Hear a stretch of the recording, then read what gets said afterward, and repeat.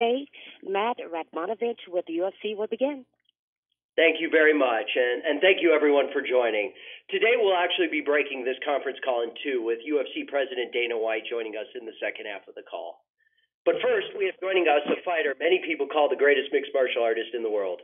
Already a two-division champion in the UFC who's taken on the best in his sport, the notorious Conor McGregor leaves the octagon behind now for him to step into the ring and again make the impossible possible.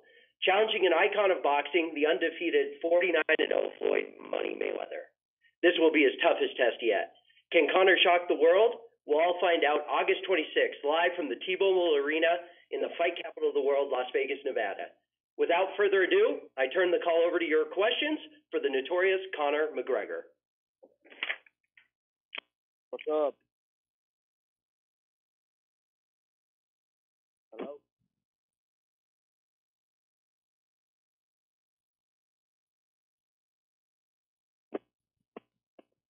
Ladies and gentlemen, if you would like to ask a question, please press star 1 on your telephone keypad. Again, if you would like to ask a question, please press star 1 on your telephone keypad. And I'm waiting for callers to join the queue at this.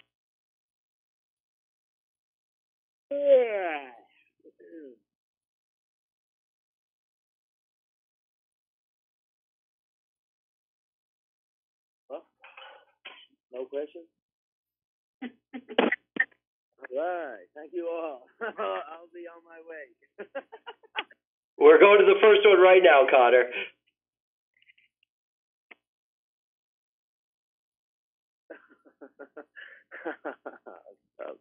I do apologize. One moment.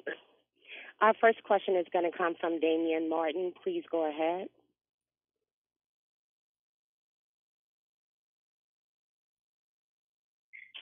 Okay.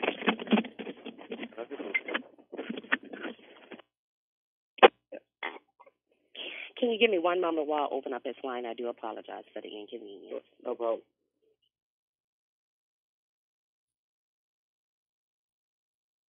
There's me bro up there, isn't it? There's me phone.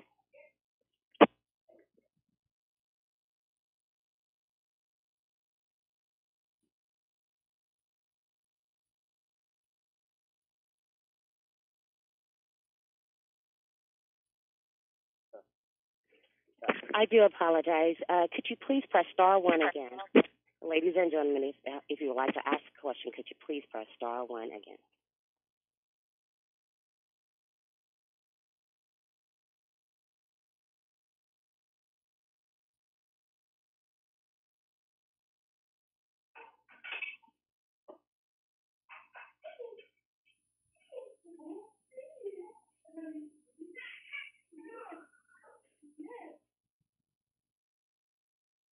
Our first question is going to come from Dan Raphael. One moment, please.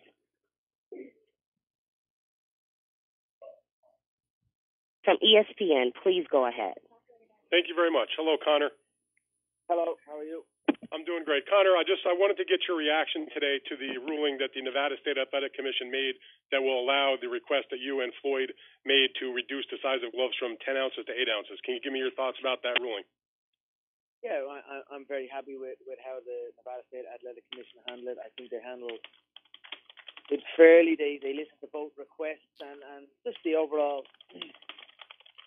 approach to the decision and the referees, the judges. I think they were very fair throughout. So that was a good thing for me, to see that they're taking into consideration both fighters' requests, and I'm very happy with it. Can you tell me, Conor, what was the specific reason that you wanted to reduce the size of gloves? I know in UFC, obviously, you wear the 4-ounce gloves. They're a little different, obviously, no fingers.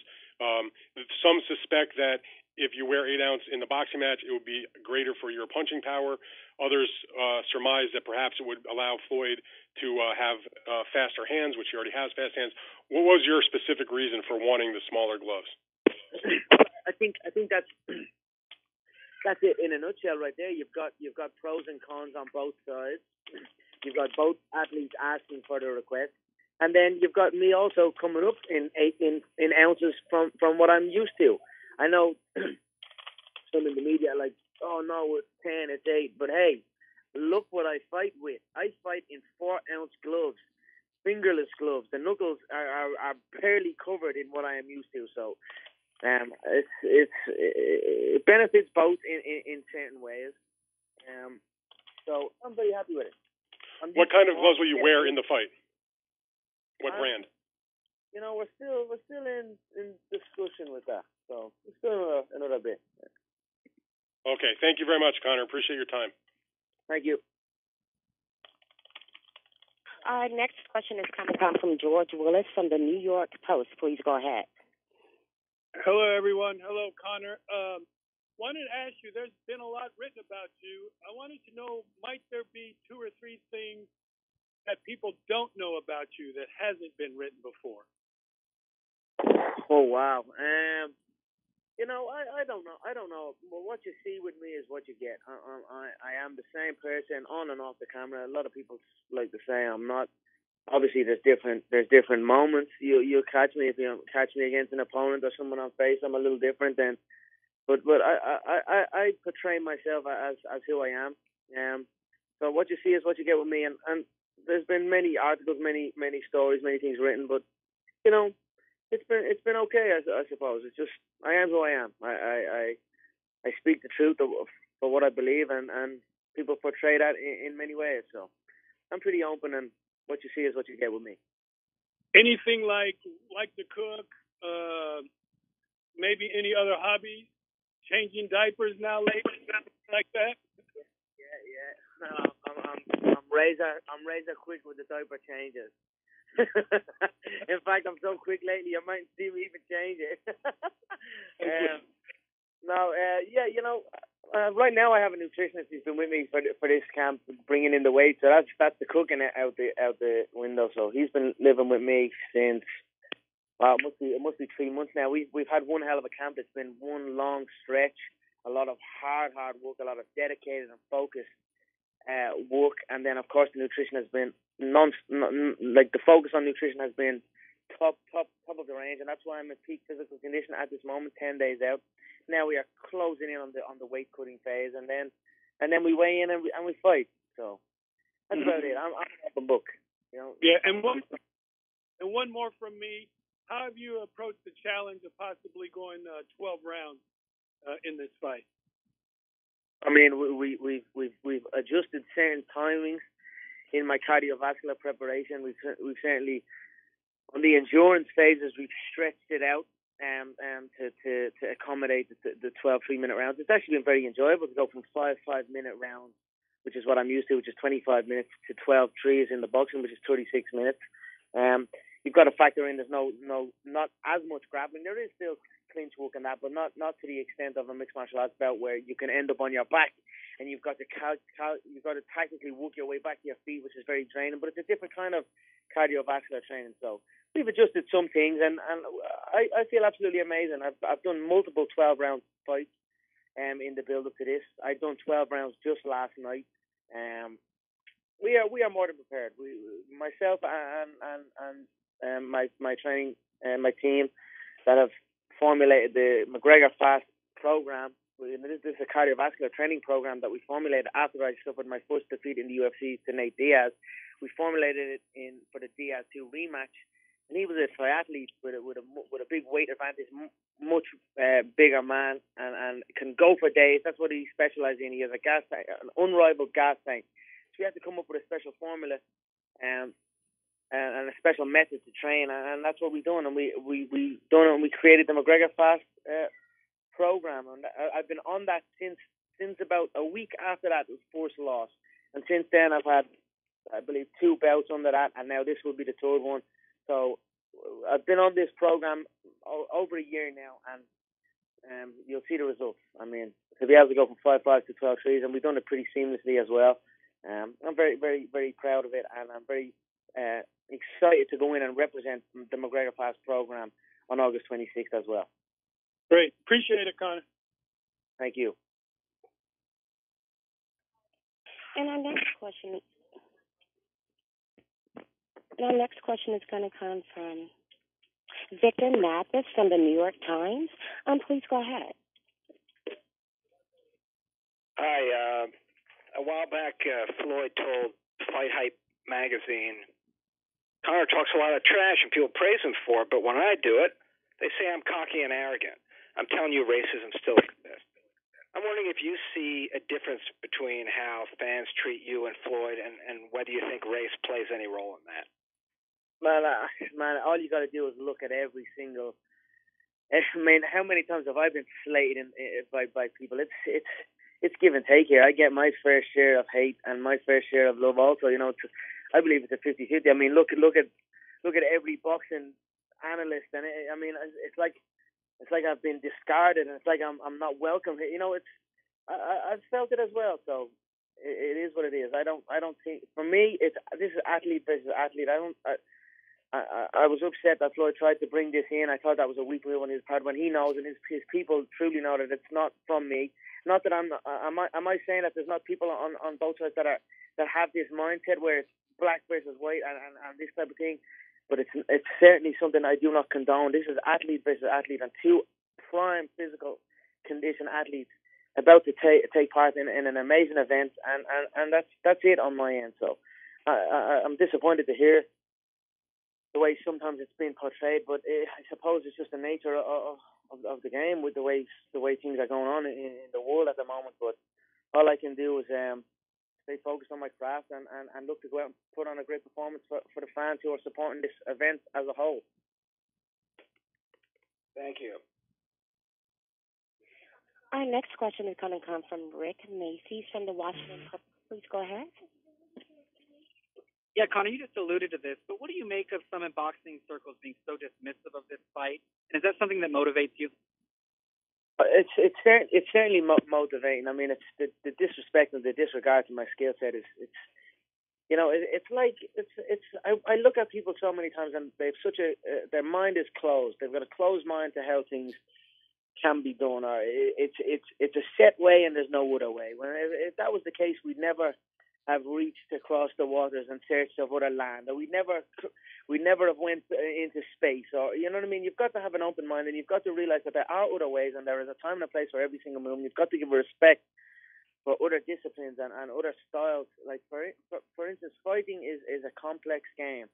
There is a time and a place for every single attack and every single move. It's about finding the correct timing for it. So when I hear the way they carry on and their disregard and disrespect, it is what it is. I use it as motivation, and I look forward to going in and educating, and then. But at the same time, I get it. You know, I'm coming in. I'm supposed to be from another sport, and so I understand where it's at. But I'm just looking forward to August 26th, going in and proving what I'm saying, and then educating the world on what martial arts is, and giving the fans and everybody a good solid fight, and earning my respect in this game also. And as an unrelated follow-up, in the UFC, you can't always wear personal sponsors, logos, and endorsements like that. Are you looking forward to that? What do you have planned endorsement-wise for August 26th? Yeah, I've got a couple of endorsements signed with Monster Energy. They've been a brand that's with me. I also signed with Best Days, and then as far as an apparel deal, we're close to an apparel deal. But at the same time, I'm in no rush. I've got good endorsement deals.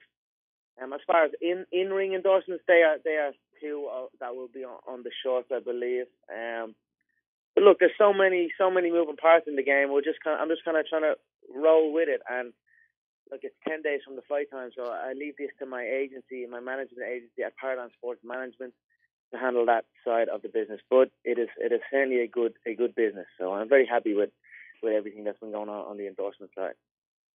Thank you very much. Thank you.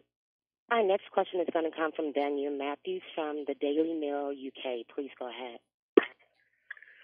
Hi, Conor. I just wondered how your preparation and also the build-up kind of outside around you has differed from your big UFC fights, and whether that's affected your preparations at all. It's another day for me. It's another day of making history. It's another day of doing what I've been told I shouldn't be doing, or I can't do, and then it's another mega blockbuster event. It's nothing new to me here. So the only difference in this build-up is that I have a little son now with me. So we are here in Las Vegas as a family, and my coaches and sparring partners and team, they have their multiple houses close by.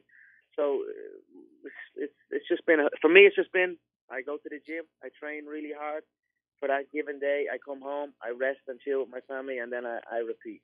And then the media and the circus around it is it's business as usual. It's the exact same. And just last night on Jimmy Kimmel, Floyd kind of teased the prospect of a rematch. I just wonder whether you believe him or whether that's just kind of talk that the kind of thing that he mentioned about doing it in the octagon on the press tour, or whether you believe him. Yeah, I didn't watch it. I didn't hear it. I got some snippets of it. I got tagged and some stuff, but I didn't really hear much of what he said. As far as what he said on the World Tour, he said he would step into the octagon. I mean, if he would do that, he would have my respect. Anyone that is willing to step into a game like that, where the limitations are so short, deserves respect, and that's at all levels. Whether it's at club level in a small hall or a big stadium filled full of fans, if you get into that game, or any combat sport game for that matter. But if he was to follow through on his word on that, then great. I'll be here to grant him his rematch. But right now we're focused on putting him away August 26th. And then we'll see what happens after that. I also have multiple world titles to contend inside the Ultimate Fighting Championship, and we'll see. Maybe he can come over, and after he gets his ass whooped, he can try and challenge for my lightweight belt. I don't know whether that final one May would be happy with that one. No, I don't know. We'll see what happens. And I don't know whether he's going to do. I don't think so. But it would be good. So. I just wondered, whether you're obviously very confident, but I wonder whether your mindset has changed at all with anything he's done or anything that's happened in the build-up has given you more confidence. I think the team I have around me has instilled confidence in me.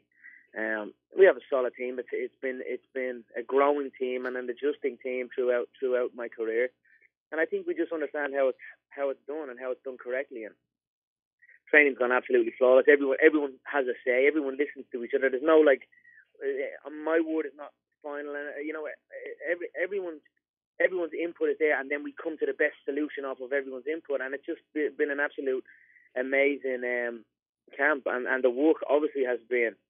The other night we were in the altitude chamber at 13,000 feet at the Ultimate Fighting Championship Performance Institute, and it was a scary training session.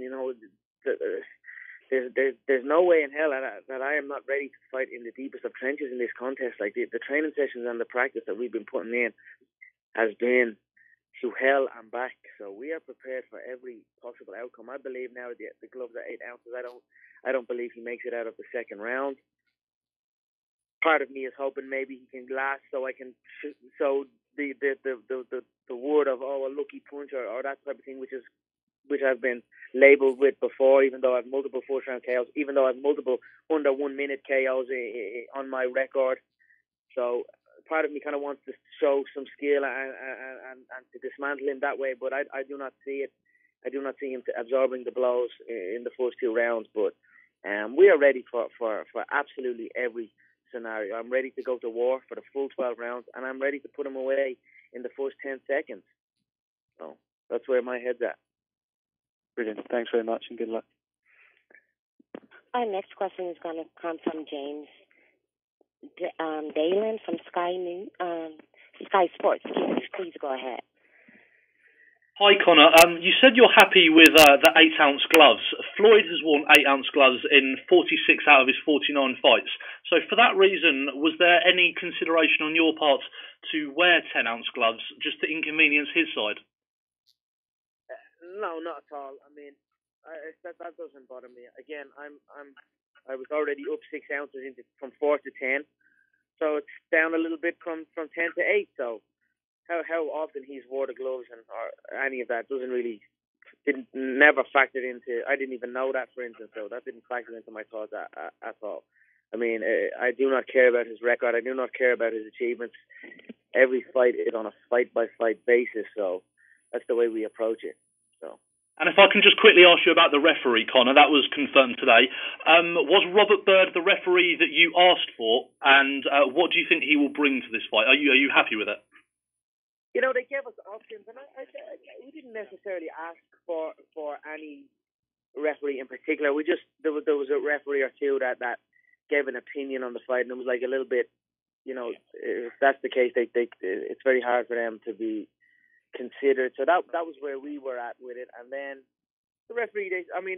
We were kind of hoping there was like a mix between an MMA, someone who had some link to an MMA bout, and Robert Wood is a phenomenal referee. I've watched him ref since the announcement has been made. He's a good ref. He lets the fight take place. He doesn't interrupt. He steps in when he should step in. And then he's also has some links to mixed martial arts. Also, his wife Adelaide Bird is involved in the mixed martial arts game. So I think I'm very pleased, and I think it's a credit to the Nevada State Athletic Commission on their choosing. It was done very, very fairly. So we are very happy with it. You weren't hoping for Tony Weeks then, by any chance? Tony Weeks was also a consideration. He was also selected. He has ref both MMA bouts and boxing bouts. So yeah, he was definitely one on our list also. But we are happy. We are happy with the selection. Thank you. Our next question is going to come from Ariel Hawani from MMAfighting.com. Please go ahead. Hey, Conor, how are you? What's up, Ariel? Just wanted to quickly follow up on that. Did you have any issues with the 3 judges selected by the commission? No, I didn't have. I'm not going to say I haven't really studied on the judging. So it's very hard to find out like a history of the judges just yet. I believe my coach, I'm sure Coach Kavanagh, has been already on that case. But I believe it's a fair mix across the board. I believe there's US, there's European. I think I cannot commend the Nevada State Athletic Commission. They've done a hell of a job. It was fair all the way through. So we are very pleased. On Monday, your former sparring partner, Paulie Malignaggi, said that he is trying to fight you. That's his intention. He would like to fight you. I'm wondering if this is something that you're interested in. I know you're focused on August 26th, but even lines came out today listing you as the underdog by Bovada in this fictitious fight. Is this of interest to you at all? Look, Ariel, tell the kid to join the queue. Tell him to shut his mouth and join the queue, will you, for fuck's sake, mate? You're plugging him all over. He got his ass whooped and he went sprinting. I don't know what you want to say about the guy, but hey, there's a big list of people that want to get in there and try and fight me. So tell him to join the queue and we'll see what happens after the fight. Okay. Also, have you watched All Access at all? In the first 3 episodes, there's no footage of Floyd hitting a mitt, training in a ring. It's just him, on a horse. It's him roller skating. It's him in Miami. What do you make of the way that they're portraying you and the way they're portraying him on that show? Thank God I'm in the game. Well, thank God it's me on the other side. Otherwise, it'd be one hell of a boring build-up to the contest, I suppose. But I don't really care. I know he has control over it. He's an executive producer on the project. I watched episode 1 and I watched episode 2. I thought episode 2 was a great episode. Episode 3, I think I watched a little bit of episode 3, so I haven't really.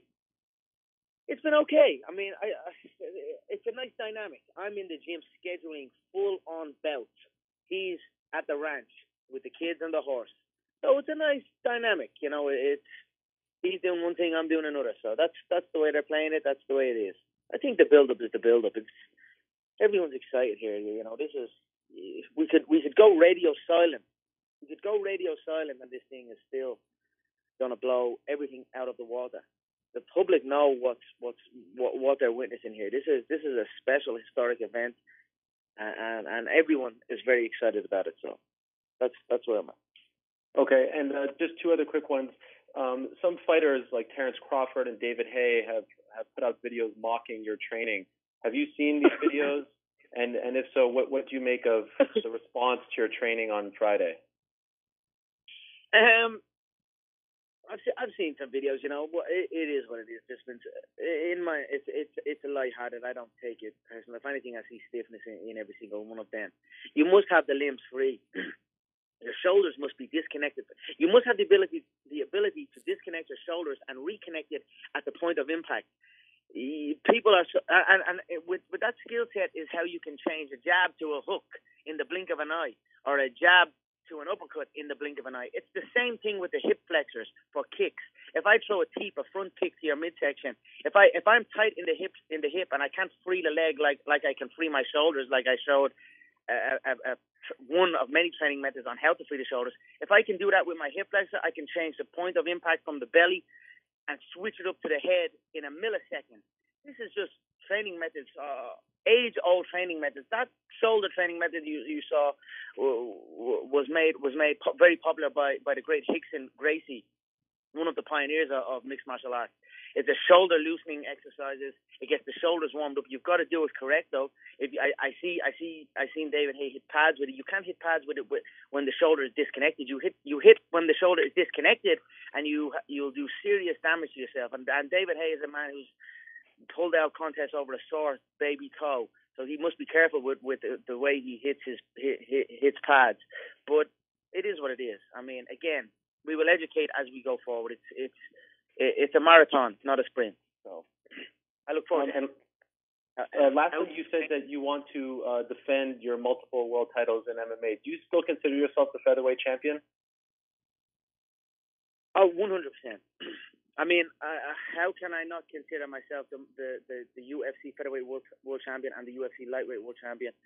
The current UFC featherweight world champion is Max Holloway, a man who I dismantled, and then the former was Jose Aldo. I mean, I still reign supreme over that division. And then also the 155-pound division, I know there's talks of an interim belt. I had only won that belt, and literally a month later there was an interim schedule. So, but you know, it is what it is.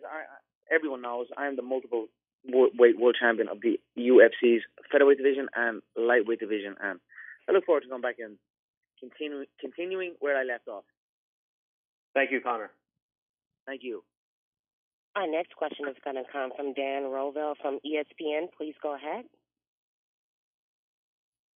Conor, what have you heard as far as the metrics from the fight? I know that from the business standpoint, how things are going.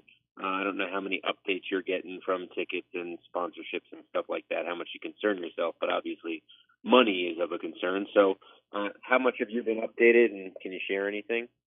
I've been updated, and it's all pointing to record-breaking numbers all across the board, from the gate to the sponsorships to the pay-per-views to absolutely every angle. So I'm very, very happy with how it's going. I'm very happy with how the promotion has gone. I believe I've handled it perfectly, best of all involved, I believe, once again, from content produced, from storylines. I mean, I've been most active than all involved by a mile. So I'm very happy. I look forward to when the contest is all said and done and wrapped up. My friend is getting married in Ibiza. We are going to go to Ibiza, and then I will relax on my yacht in Ibiza, and I will begin the counting game, because that's where it counts. I count views, I'll count up the sponsorships, I'll count up the gate revenue, the merchandise sales, and all the other multiple pies that I have my hand in, and then I build up to my fortune, and there we go. So that's my plan. Thank you. Thank you. Okay. I'm going to go ahead and turn the call back over to Matt Radmanovich. Please go ahead. Thank you, everyone. Thank you, Conor, for joining us. And at this point, we're going to patch in UFC President Dana White to join us for the next half an hour to take your questions. So we'll reprompt you. We'll get the queue going again. But without further ado, I'll go ahead and turn it over to Dana for your questions. I do apologize, but he dropped off at the line. Okay. We will, please everyone hold while we get Dana back on the line. Thank you for your patience.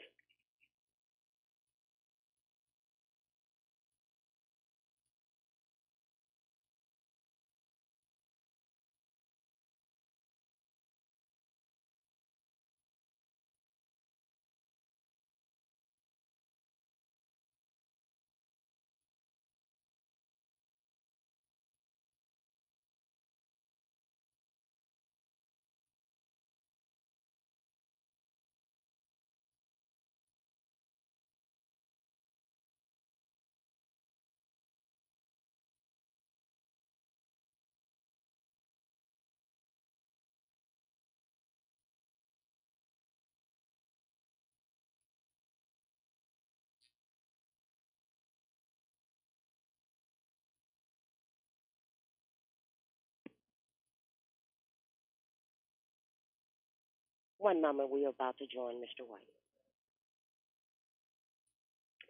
Hi, Dana. If you're good, we'll go ahead and get everybody in the queue for questions.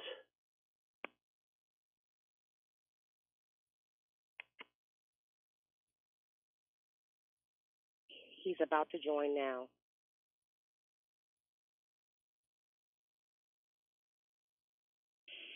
You may speak now.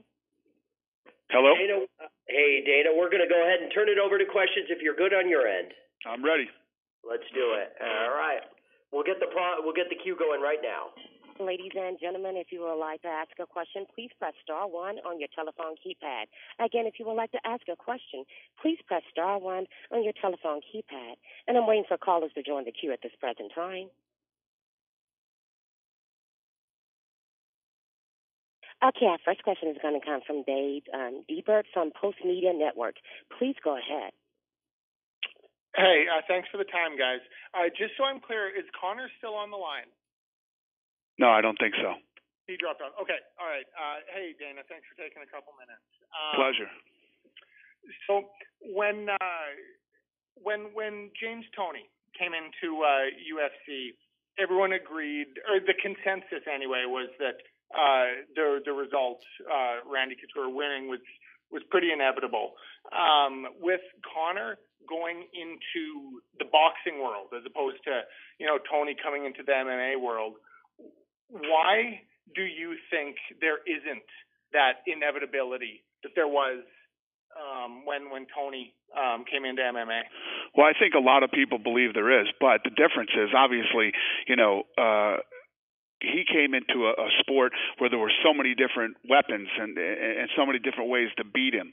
Whereas, Conor can punch, Conor hits hard, Conor knocks people out. Completely different. Listen, people think that Conor is going to be completely outclassed. Some people are saying that he'll never hit Floyd once. I'll tell you this. I just watched him work out last night. He looks phenomenal. He's in great shape. He hits hard, and now we're fighting in 8-ounce gloves, and this is going to be a fight, and anything can happen in a fight. Even I can't remember who the boxer was that fought in MMA. He hit Tim Sylvia, former heavyweight champion, and knocked him out. So anything is possible in a fight. All right. Is there a fight that you can remember under the UFC banner that or at least comparable anyway, in terms of the build up, the hype, just everything that's going into this? Is there a fight that you can think of that is a reasonable comparison? Yeah, I mean, there's tons of big fights that I've been involved with, but obviously nothing as big as this. This is the biggest event ever in combat sports history. It is the most distributed event in pay-per-view history. You can get this fight anywhere. This thing is on in like over 200 countries on pay-per-view, and boxing usually doesn't do a lot of digital. You can buy this thing through UFC.tv, and it's through the Showtime app, Amazon, Sony, Apple, etc. You can buy this thing. If you're in Manhattan or you're on a desert island somewhere, if you have Wi-Fi, you can buy this fight. So what? Again, off the top of your head, what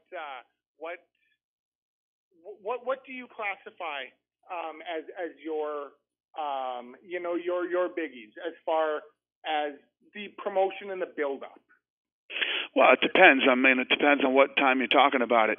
Obviously, if you remember, all the Conor fights, the Ronda fights have always been big. Chuck Liddell, Tito Ortiz was big. Anderson Silva, Vitor Belfort. I mean, there's tons of big fights that had a big fight feeling, but this is the biggest fight ever. It's tracking right now to be the largest commercial pay-per-view ever done in the history of pay-per-view. It's the most distributed pay-per-view event in history. The list goes on and on of records that this thing will break. All right. Thanks very much for the time, Dana. Thank you, buddy. Our next question is going to come from Van Wetzel from Yahoo. Please go ahead. One moment, please.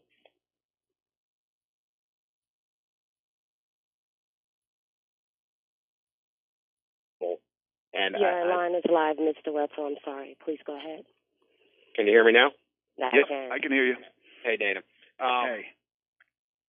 Conor was talking earlier about how he sometimes, envisions things or wishes people would envision what is impossible or that they think is impossible. And obviously winning this fight would be one of those to his critics. But I was wondering, you've dealt with him and through his career, he's done things like, demand that he'll be the first to hold two titles at the same time. He obviously got this fight done. What is it like dealing with a personality like that where a guy's not satisfied ever and is always pushing for more and things that seem, I'm sure at some point seemed either impossible or not allowable to you?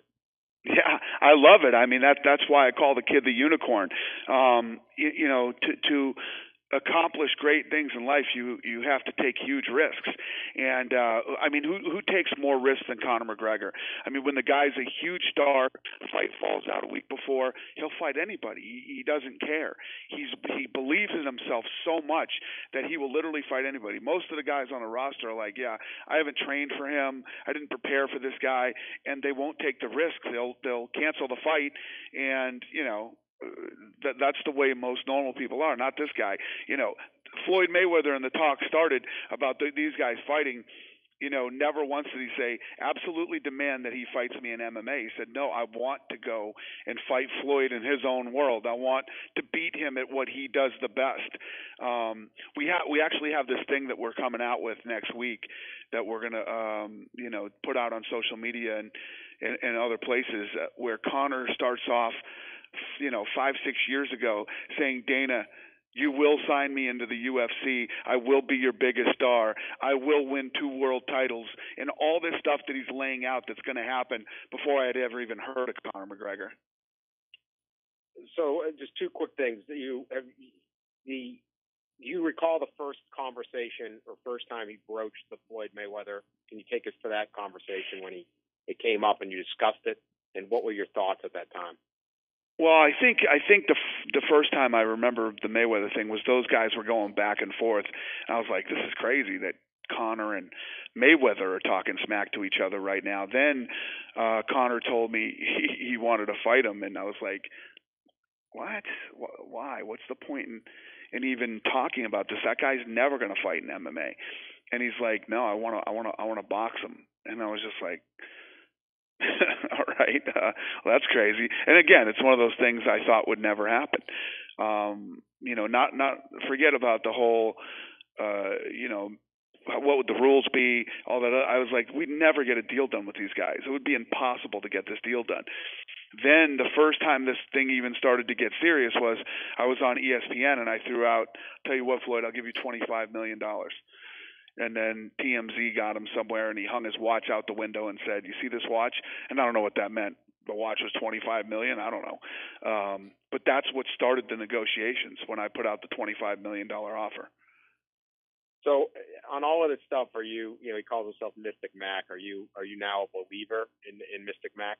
Oh, I'm a believer in Mystic Mac for sure. I mean, this kid, he has done everything he said he would do, and he's claiming that he will knock out Floyd Mayweather within 4 rounds, and I think he broke it down to 2 now. But listen, I'm with Conor. I'm in. I'm on the ride with him, man. So I'm excited. All right, thanks, Dana. Thank you. Our next question is going to come from Rick Mees from the Washington Post. Please go ahead. Hi, Dana. I'm wondering if you think this fight has the potential to impact the popularity of either sport. And related to that, does your research show much crossover between the MMA fan and the boxing fan? There's some, the boxing fan is older. Those demographics are older than ours, but I believe that this is good for combat sports. It's like when Mayweather Pacquiao did the numbers that they did, I was like, wow. First I said good for them, and number 2, I was like, well, that sets the bar. That shows me that if you have the right fight at the right place at the right time, people are willing to watch. I knew once this thing started to materialize that this fight was going to be so much bigger worldwide than any fight that had ever happened. Conor has a very big following in places like Brazil, in places like Australia, obviously Europe. So I knew that worldwide this would be the big, and I was right. This thing is the biggest event that has ever happened in combat sports.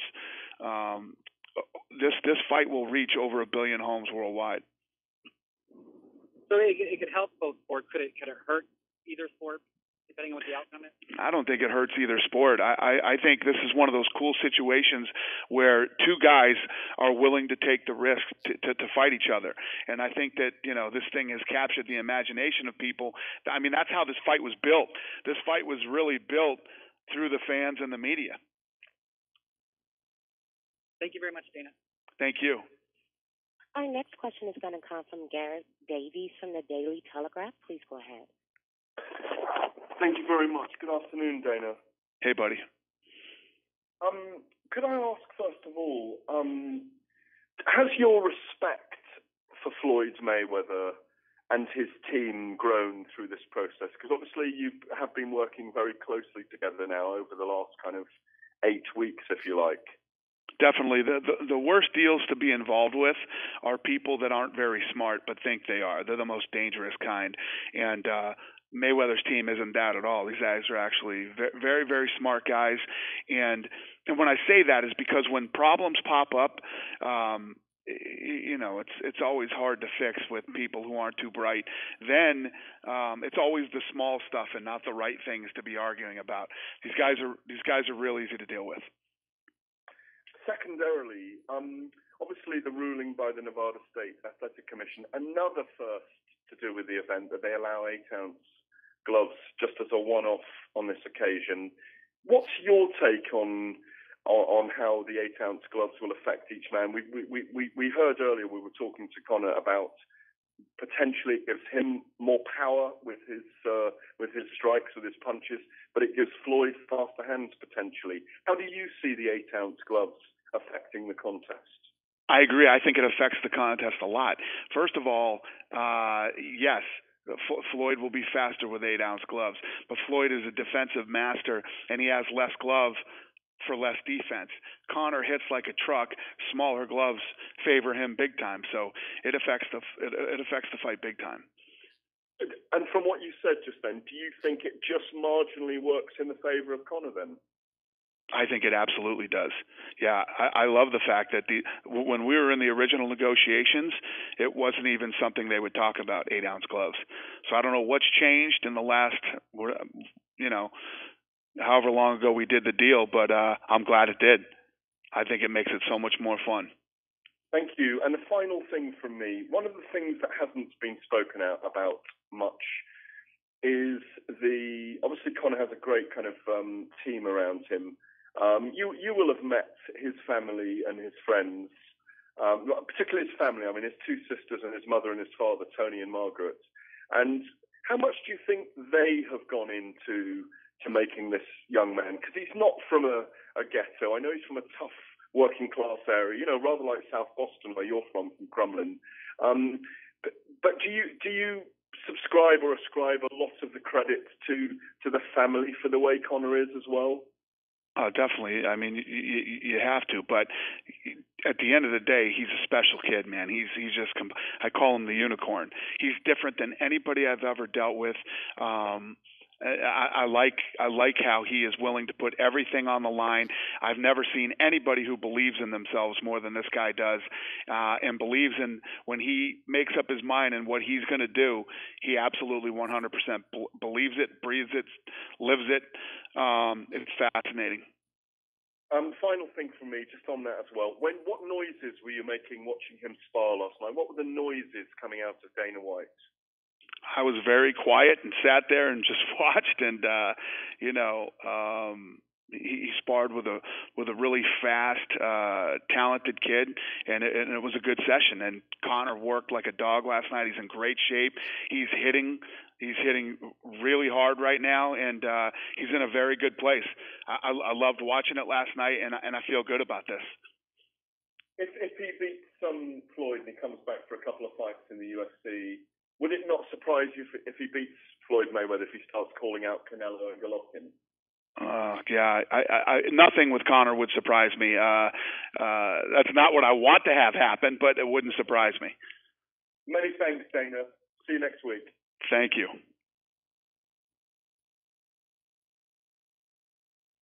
Our next question is going to come from Dan Shapiro from the Huffington Post. Post. Please go ahead. Dana, can you hear me there? Yep. Hi. Okay, great. A couple years ago when Conor fought Chad Mendes, he tried to bet you and Lorenzo a couple $1 million that he would knock Chad out. Conor's dealing with a much more serious bankroll this time around. Has he come out and tried to bet you anything that he's going to fulfill this 2 to 4 round prediction? No, he hasn't tried. Hey, listen, I'm on his side on this thing. I want him to win. I expect him to win. I expect him to knock Floyd Mayweather out. So no, there was nothing. Not that I didn't think that he could beat Chad Mendes, but it's not like I'm going to bet against another one of my guys. Which, by the way, we didn't make that bet, but we did pay him. Okay, and then. It was ruled today that you guys are going to be an official promoter for this event. So what additional leverage does that give you guys? How else are you able to now help push this, as you said, to 1 billion homes worldwide? Yeah, I think that we've done a good job at working with Showtime, and that they do the things that they're good at. We do the things that we're good at, and it really helped. There's a lot of things that boxing doesn't do. For instance, most of the times you're dealing with a network. Networks aren't too excited to go, OTT. So it's not a big thing that they're into. We have the capabilities. We do it all the time, and I believe we're one of the best to do it. And the numbers are tracking huge. We're going to do the numbers that everybody has been talking we're going to do. The line in Vegas is the over-under is 4.9 million. Everything is tracking right now to say that we're going to kill this thing. So it's looking really good. And then a little bit off topic, now it was announced yesterday that you're going to have Tony Ferguson and Kevin Lee fight for an interim belt. That would actually fall within a year since Conor won the belt. So is there a particular reason why you guys are rushing into the interim business again? No, because the thing is Conor has told me he's going to fight again this year, and but I don't know what's going to happen. You can't put these guys on the shelves all this time. We'll see what happens with this fight, and that fight's going to move forward, and we'll see what's next for Conor. And is that scheduled to be the main event of UFC 216? We don't know that yet. We haven't finished building the card. Sure. Thank you. Thank you. Our next question is going to come from Salvador Rodriguez from ESPN Deportes. Please go ahead. Hello, Dana. How are you? I'm great. How you doing? Doing good, thank you. I have a question. How much money do you expect to Conor McGregor make that August 26th? The final number. How much do I think he's going to make? Yes. Well, it depends on what the fight does, but Conor's going to make a lot of life-changing money that'll change his family's life forever. That's okay. Thanks so much. Thank you, sir.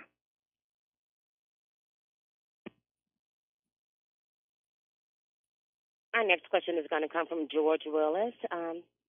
Please go ahead, from the New York Post. Please go ahead.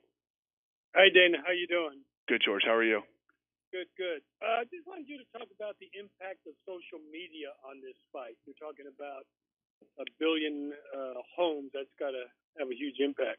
Oh yeah, absolutely. It's when we did the world tour, the numbers were off the charts. I mean, I can't quote exactly what they were.